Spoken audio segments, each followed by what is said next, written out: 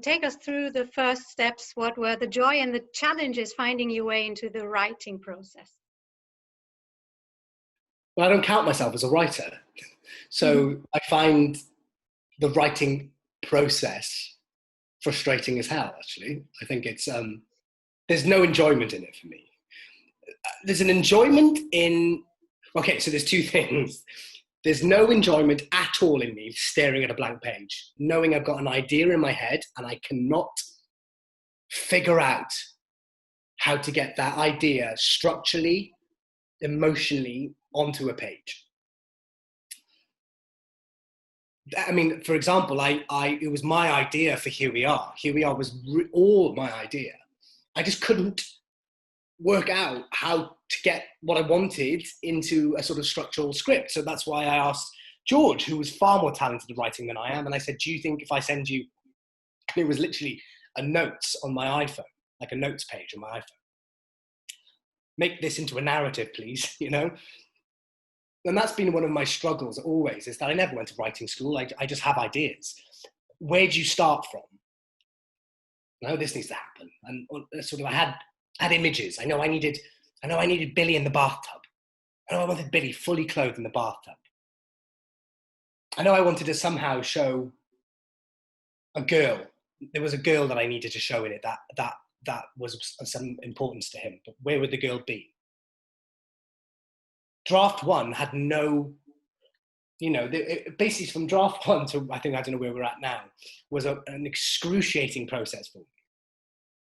Because draft one was just a cool idea that I had. And what happens through drafts and, you know, sending it to people like yourself and people that I respect to try and get some notes from, is that good notes cause inspiration. Bad notes make you want to close your laptop and say never again.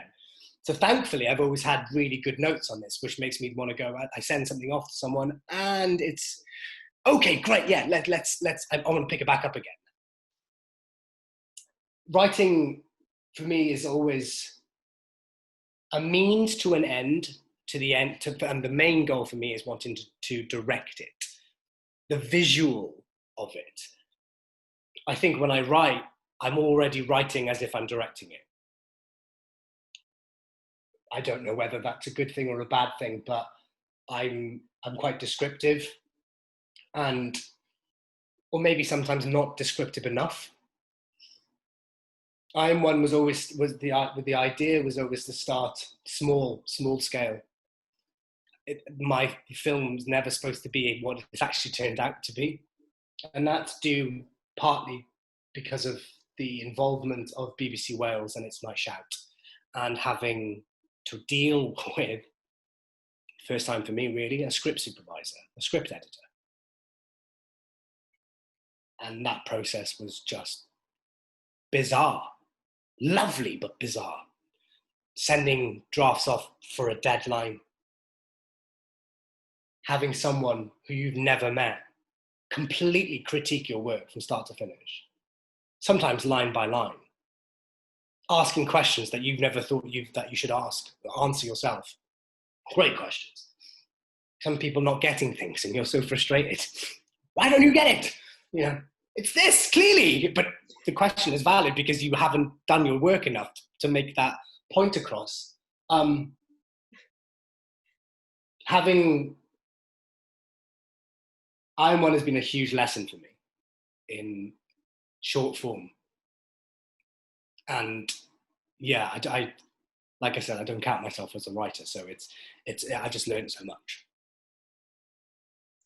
And again, it's like you knew what the next question is going to be, because with I Am One, what are your thoughts on the writer's voice? Because writing to direct it, at what point do you start translating the emotional language of your writing into action?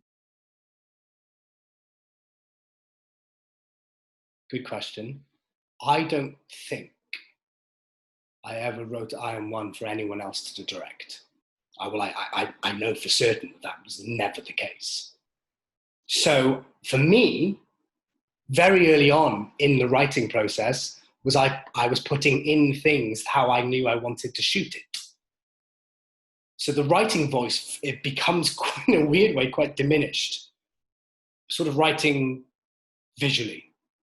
I'm writing emotionally, because I think I'm writing lines down that I know good actors can do with my direction.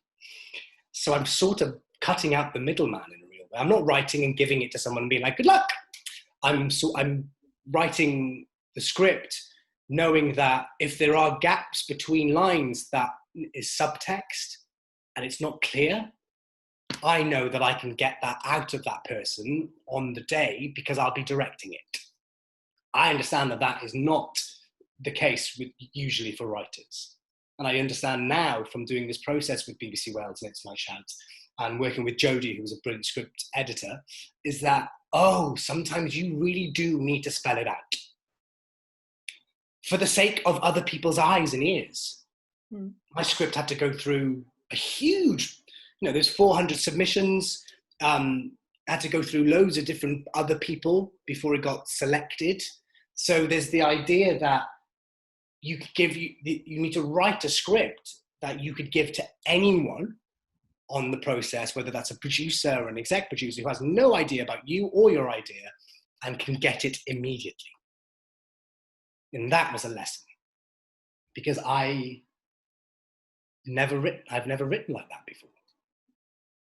Never been taught to write like that before. My writing, I feel like, has always been a bit, it's the same with my directing. Fucking can't stand people who spell shit out for you. The audience are smarter than we are led to believe. Smart television, smart films are the ones that always speak to me when I'm having to do the work. So it's frustrating when in a script, you have to sometimes spell it out for people. That was a bit of a like, okay, so I really need to say what this character is feeling at this moment. Isn't it clear? So the writing voice actually for me was quite quickly parked, told to be quiet because the director will do this. And then the writing voice became even more powerful as funny enough, as the drafts went on. I really had to disassociate myself from directing it. I really had to be a writer when the writing process was finished, then be the director, and then do all the fun stuff. I love it, I call it fun stuff, but for me it's fun. The directing stuff is fun. Nothing much more fun now that the thing's done, the thing's written. But I don't think I've looked at it for a while. I'm now talking about creative processes and casting and lenses and and locations and clothes and costume, and that's what I want to be doing, not this sort of stuff. Okay, but what's the relationship between your acting and your writing? Because in acting, we spoke about this, finding the truth, opening doors is a deeply personal challenge. And can you compare that to writing? Oh, it's so much more. You're hoping that as an actor, you are hoping that the words you are given allow you to be a good actor. You're hoping that you're given something, hopefully in every scene, that allows you to showcase everything: vulnerability, passion, anger, whatever. Good writing does that. Writing, you're having to do that for other people. You're wanting that.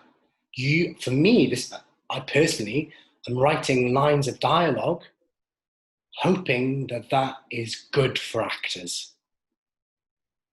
I'm hoping I'm giving them ammunition. I'm hoping I'm giving them stimuli, that there's something in every line that they can get their teeth into, that no line is thankless. Because I would wish for the same. So I set the bar quite high, actually, as a writer. Because I know I'm going to give it to talented people, and if the people are talented enough, they'll be able to get into what I'm trying to get through, hopefully. But writing is very exposing. when you write a line of dialogue or a stage direction, it can be interpreted in different ways. So you sort of need to be really specific. But like I said earlier, my bugbear is specificity. Thinking, well, I don't have to spell that out for people. But it's really exposing. It's super exposing. And also when people critique your acting, you sort of, it's done, isn't it? If people critique now Versailles to me, I'm like, okay. I'm like, I've got nothing I can change about what I did 4 years ago.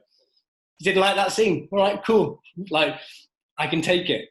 With the writing process, your nerve endings are much more on show. You're much more vulnerable. You're just hoping it's good. And people say, can you do this? This isn't good. And you're like, oh, fuck. You know? So yeah, exposing. Hmm. And going back to the writing the film to direct it, what does that mean for casting? Do you feel like you've written the lines for... Sorry.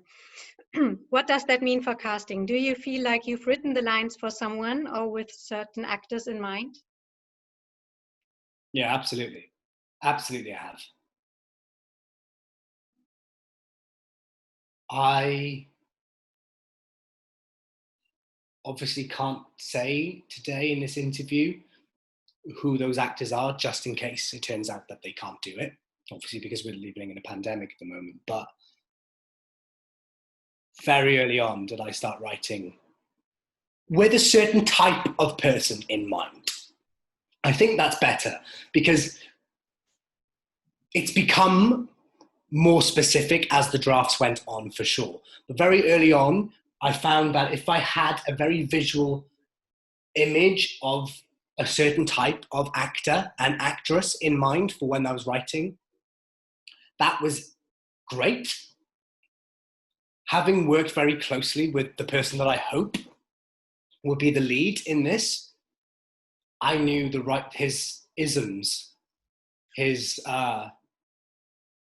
ways of being able to get under a character. It's a lot to be a lead.